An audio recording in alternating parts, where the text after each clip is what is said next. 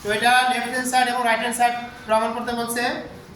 Left hand সাইডে দেওয়া আছে a to the power 6 plus b to the power 6 plus 3a square b square এবং c square. আর a square plus b square এর একটা মান দেওয়া আছে a square plus b square সমান c স্কয়ার।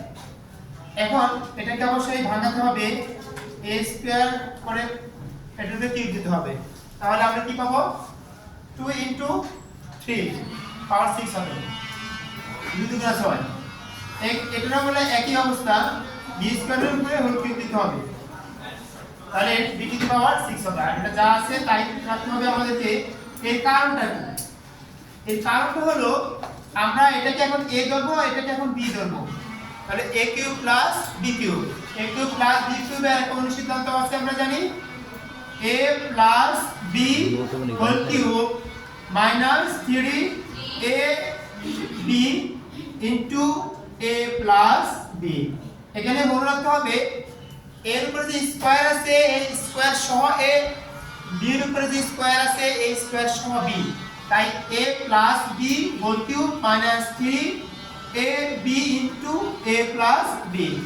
আর এখানে যা আছে আমাদের তাই লিখতে হবে। আচ্ছা, এখন লক্ষ্য করো a square plus b square এর একটা মান দেওয়া আছে a square plus b square equal to c square. এখন এটাকে আমরা এটার পরিবর্তে আমরা c স্কয়ার লিখব। এটার উপরে যেহেতু একটা কিউব আছে মানে এটা পুরোটার পরিবর্তে হলো আমাদের c স্কয়ার। ব্র্যাকেটের ভিতরে যা আছে সম্পূর্ণটার পরিবর্তে মানে a square plus b square পরিবর্তে আমরা c স্কয়ার লিখব, কারণ আমাদের প্রশ্নে দেওয়া আছে। আচ্ছা, আমরা এটা লিখলাম। এবার এটার উপরে একটা কিউব দিতে হবে, কারণটা হলো a square plus b square উপরে যেহেতু হোল কিউব আছে আর এটার মান হলো c স্কয়ার, তাই c স্কয়ার উপরে আমাদের কিউবটা দিতে হবে। এখানে আমাদের যা আছে আমরা তাই রাখব। এবার a square plus b square মান আবার আমরা নিব দেওয়া আছে থেকে c স্কয়ার। এটা যেহেতু এর সাথে সম্পর্ক হলো গুণ সম্পর্ক, মাঝখানে কিছু নেই মানে গুণ সম্পর্ক, তাহলে আমরা c টাও গুণ সম্পর্কই রেখে দিব।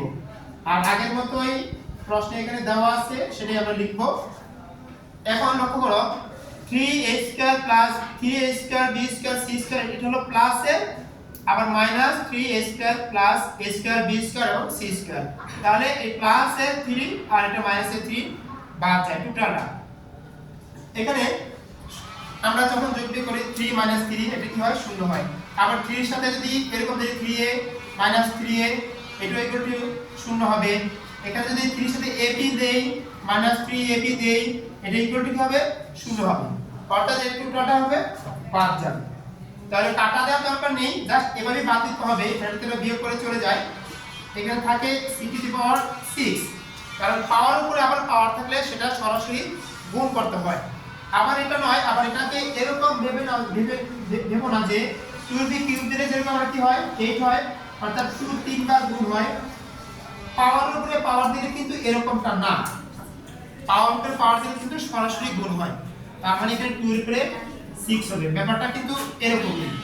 ঠিক আছে, সরাসরি যখন পাওয়ার থেকে যেমন 2 এর উপরে পাওয়ার 3 মানে কিউব আছে 2 তিনবার গুণ হবে। কিন্তু কেউ যদি আবার এই 3 এর উপরে 3 দেয় তাহলে তার মানে হলো এটা নয় যে এই 3 তিনবার গুণ হবে, সেটা মানে কিন্তু এটা না। এটার মানে হলো তাহলে 3 এর উপরে হবে কত 9, 3 3 9 মানে 3 গুণ 3 এভাবে করতে হবে। আচ্ছা, এটা ভুল করা যাবে না। তাহলে আমরা কি দেখলাম, বাম পক্ষ সমান ডান পক্ষ আমাদের প্রমাণ হয়ে গেছে। এটা নিয়ে কারো কোনো প্রশ্ন থাকলে বলতে পারো। কারো কোনো প্রশ্ন আছে? নেই? প্রশ্ন আছে তোমার? ধন্যবাদ সবাইকে।